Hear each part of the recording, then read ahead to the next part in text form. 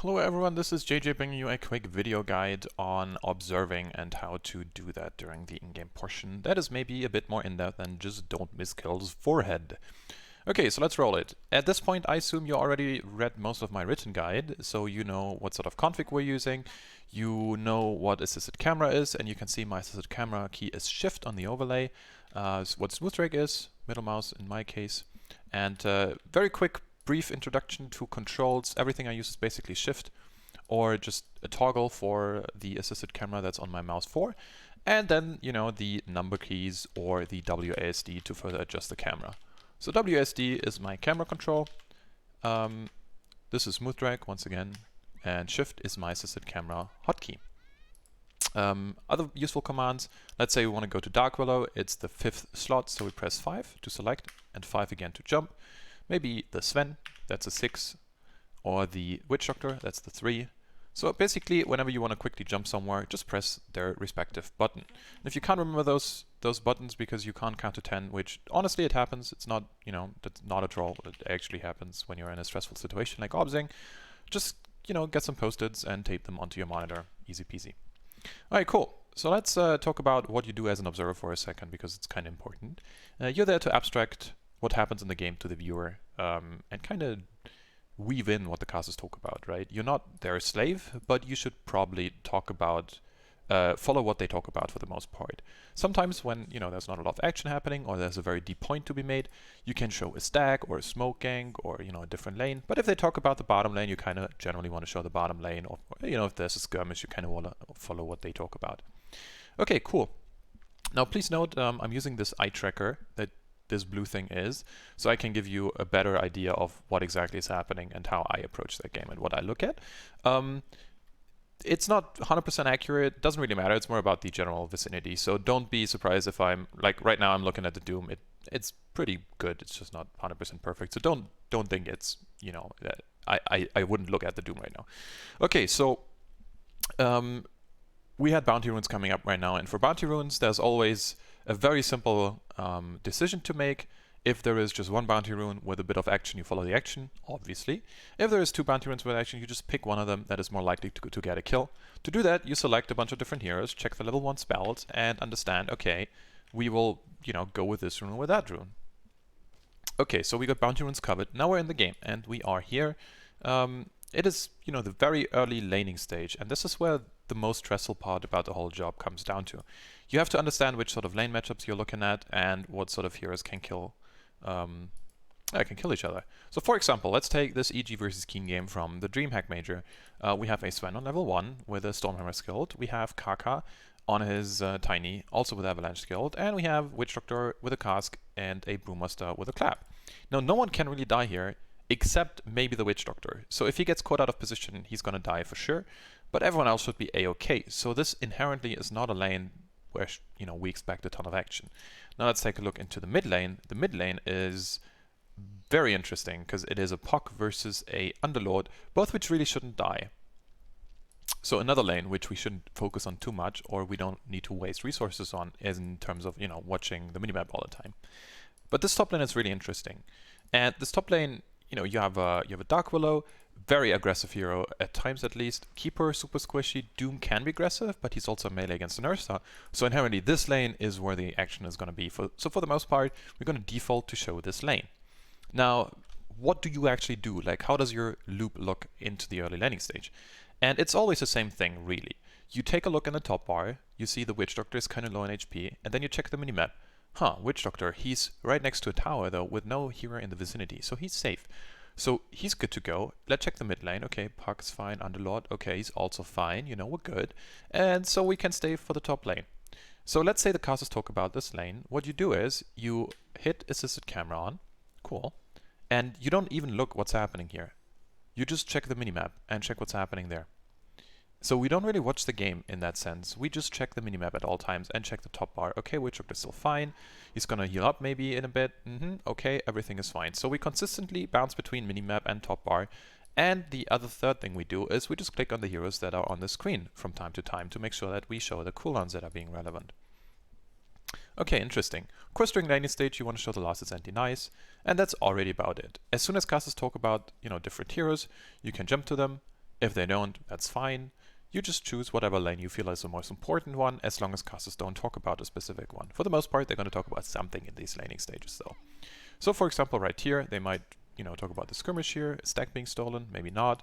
Okay, awesome stuff. Cool. So this is really what it comes down to during the early laning stage. As soon as someone is unnatural on the minimap, so someone doesn't move, or someone doesn't turn for a long time, that's when you can kind of guess that there is action. So here, important to note, there's a rune. Okay, cool, we're going to show the rune. We see nothing's happening top, because yes, they're very close to each other, but they can't engage. And yeah, it's safe. So we can show this lane. Okay, top, getting maybe a bit low. There you go, there's a stun. But no one is there to follow up. Okay, cool. Now we have two people mid, maybe want to show that. Still invis, there's a ward. Alright, cool. He's going to come bottom again, very likely, and just interrupts the pull or fly. And there you go. So this is your basic gameplay loop. Or not gameplay, I guess observing loop. But this is really important, because what happens is that you need to understand what sort of skills are in the game, who skilled what sort of items are in the game, which hero is strong at which point, and if you do that, then you can very easily observe, because you understand that, a lane like this, if there is only the Sven and the Brewmaster in this lane, there is no way that they kill each other, not at all. Whereas top lane, if you have a Doom and an Ursa, it's very likely they actually kill each other, because, well, they can. The Ursa is very strong against the Doom, right? So this is basically what it comes down to. And to recap, the early laning stage is you follow what casters talk about, you put on assisted camera, in this case, my shift, and then you just check the minimap as anything is happening in the game, and click on different heroes, and you're good to go. Okay, awesome. So now we have covered the early laning stage. So let's jump ahead and talk about different things. For example, let's jump into the mid game. Let's go to, let's say, 10 minutes. And let's talk about the mid game and how it's different. First of all, we're going to put up the net worth, obviously. And comparing the mid game and the early game is very, very different, because suddenly you're not someone who doesn't watch what's happening on the screen anymore. In the early game, we left the assisted camera on. We were checking the minimap at all times. But now it's more about phrasing and framing these team fights. So right now we have a Doom being expanded on the Brewmaster, there's people coming in, and we only take glances at the minimap if there is other heroes coming in.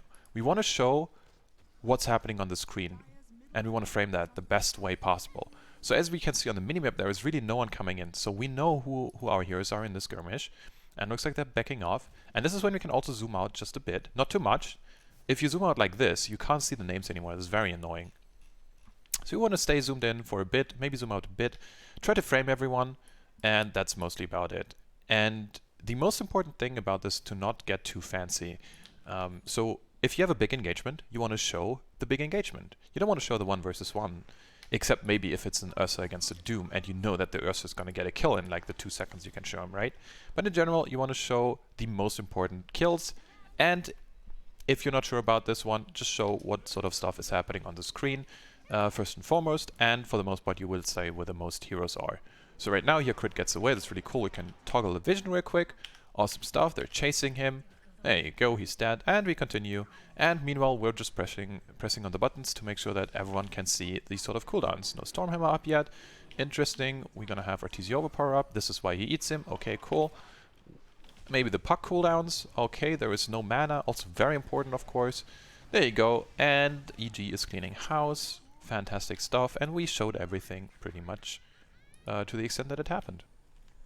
Bring up the fight recap after everything is said and done, and we're good to go. Okay, cool. So this is already everything you need to know about the mid game. And the second these clashes are over, basically you fall back in the same strategy as the early game, where you just continuously put on the assisted camera, check out what's happening on the minimap, so there is no ganks, that there is no engagement, stuff like this, and you should be good to go. And during low action times, either you show something like stacks, like in the early game, or you just continuously show what the casters talk about. And that's already it. And the same happens in the late game. In the late game it's the same thing here.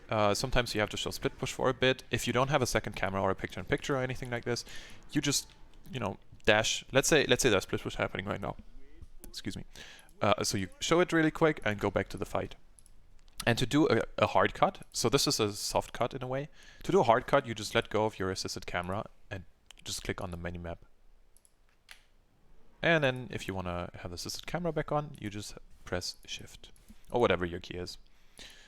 Okay, I think this is already it. I try to keep it as short as possible while still getting all the info out that's needed. Obviously, there are small, small tricks, but that's mostly the basic stuff. That's gonna get you going for the observing part.